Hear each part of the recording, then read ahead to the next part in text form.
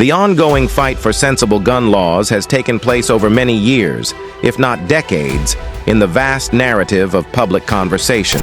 Common sense gun legislation. Common sense policy about guns. Common sense gun reforms. We have to act. We can't wait, take the firearms first, and then go to court. I don't need to wait another minute to take common sense steps. We still haven't found a comprehensive, widely agreed upon answer to the urgent problem of gun violence, even after years of debates and discussions.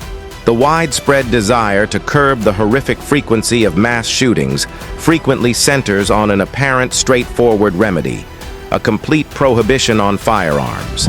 It is imperative that we first familiarize ourselves with the grim statistics that highlight the seriousness and urgency of the current conversation around mass shootings before delving deeply into this complex problem. We need rescue inside the auditorium, multiple victims. The United States has a problem with gun violence. We hold the victims in our hearts. Perhaps we may never fully understand it. The Department of Justice plans to fight court rulings calling for a federal gun control, law that's unconstitutional. The judges panel ruled against this law that keeps people with domestic violence restraining orders from possessing a firearm. Mass shootings have left a persistent and eerie shadow over our communities that requires our immediate attention as well as ongoing care. The data over the last 10 years presents a startling and worrisome picture of the cost of human life. Reputable sources have recently released statistics from 2023 showing an incredible 560 mass shootings already this year. These sobering statistics highlighted the gravity of the problem and the pressing need for all-encompassing and practical remedies. The incalculable influence on families, communities, and the foundation of our society extends beyond the numerical depiction. These tragedies have a human cost that cannot be measured only by numbers. It speaks to the broken lives and permanently damaged communities, highlighting the urgent need for a strategy that looks beyond the surface symptoms of these kinds of disasters and instead addresses their core causes. The suggested policies from politicians and governmental organizations are in the spotlight as we approach the crucial 2024 election. Each offers a distinct and nuanced viewpoint on how to handle the widespread problem of mass shootings. The notion that gun laws don't work, it's not borne out by the evidence. And the evidence and data is in. Gun safety saves lives. It's not something we assert, something we can prove over and over and over again. That's not even in dispute. The election becomes a forging ground for the country's future position on this crucial issue.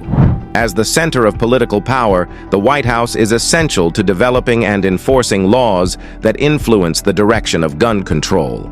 The subtle variations in the competitors' ideas demonstrate how complicated the problem is.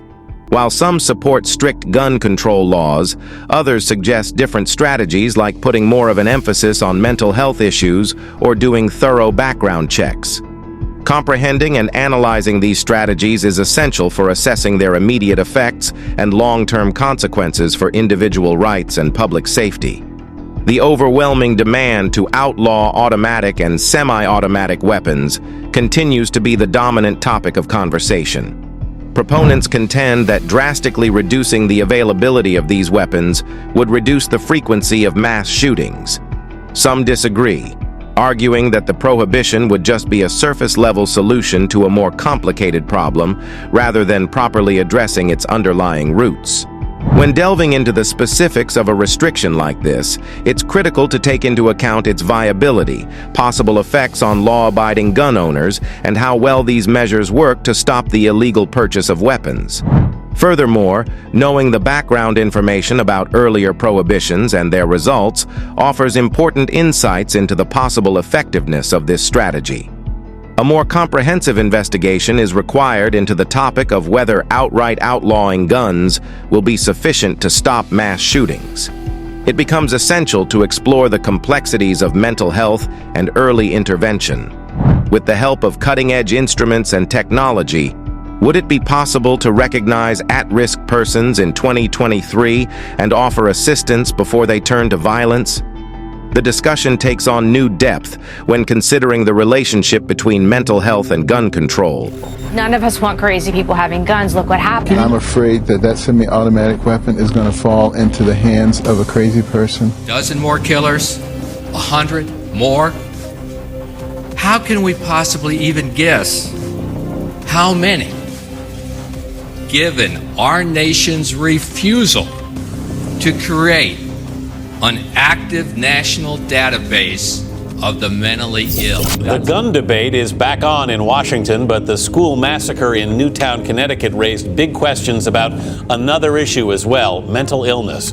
The shooters in Tucson, Arizona and Aurora, Colorado are believed to have significant mental problems. Do we have mechanisms in place that are reliable enough to identify people who might pose a concern and take proactive measures instead of just responding to problems when they arise? This necessitates a review of the mental health system's resources, infrastructure, and social attitudes. Finding the correct balance between protecting individual rights and maintaining public safety requires a careful review of current programs and laws. Creating fair and efficient gun control laws requires finding the correct balance. Examining successful models from other nations that have successfully balanced strict gun control laws with individual rights might yield insightful information. The possible application of certain legislation to the distinct socio-political environment of the United States might be clarified through comparative analysis. As we turn the pages of time, we look for lessons in both failed and successful gun control campaigns.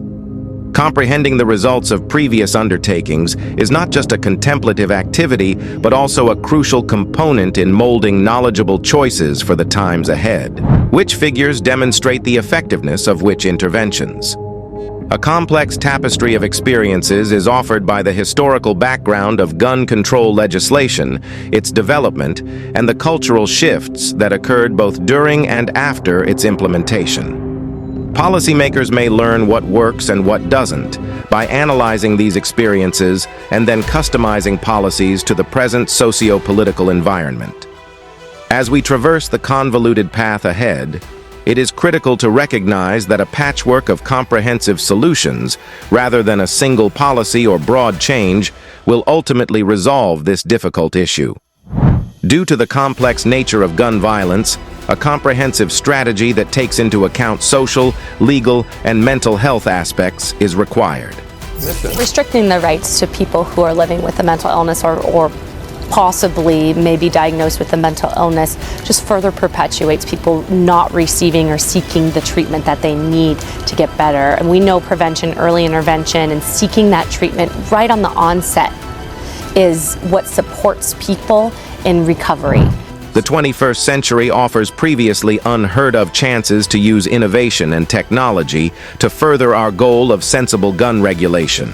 Predictive modeling, artificial intelligence, and advanced data analytics may be used to anticipate possible threats and take action before a disaster occurs.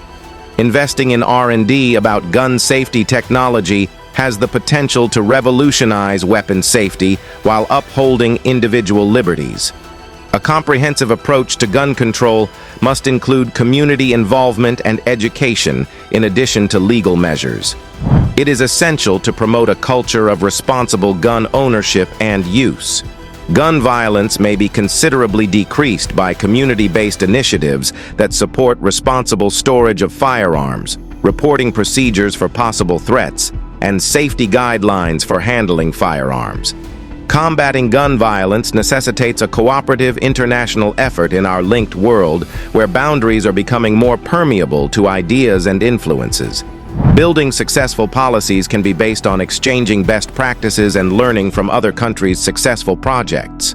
An international effort to combat the trafficking and smuggling of firearms might stop the supply of illegal weapons and make the world a safer place. Looking ahead, it is clear that a united front is needed to resolve the gun control problem. Whatever one's political affiliation or personal convictions, the safety and welfare of the populace should always come first. Having courteous, candid conversations that take into account other points of view is crucial. We can create solutions that strike a balance between the need to preserve lives and the protection of fundamental rights by having such a conversation. Effective gun control in our varied yet interconnected society is based on a thorough and humane approach. As we acknowledge that the complexity of this problem necessitates thoughtful answers, let's build on the foundations set by those who have diligently pushed for change. As we come to the end of this comprehensive investigation of gun regulation and the ongoing problem of mass shootings, our collective conscience is filled with a loud cry for action. The debate over gun regulation is a dynamic one that requires our continued attention and, more crucially, our unshakable commitment to change. It is not just a theoretical exercise. Promoting an all-encompassing and empathetic attitude becomes not just a moral obligation, but also a choice in our varied yet interrelated society. Building on the efforts of individuals who have relentlessly pushed for change, let's acknowledge that complex problems like this one require complex, diverse solutions. Our shared journey towards a safer future has to be guided by empathy, educated conversation, and proactive steps. An urgent need to turn words into acts, discussions into policy, and goals into concrete improvements beyond the realm of rhetoric. Let our deeds speak louder than our words as we work towards a society in which the eerie specter of mass shootings fades into the past. Together, let's set out on this life-changing adventure to construct a time when no one has to live in fear of gun violence. The time for action is now, and it is each of our responsibilities to help create a culture where understanding, safety, and empathy are valued. All right, guys. That will conclude the video for today. Do let me know what you guys think about this video in the comments down below. As always, don't forget to like and subscribe.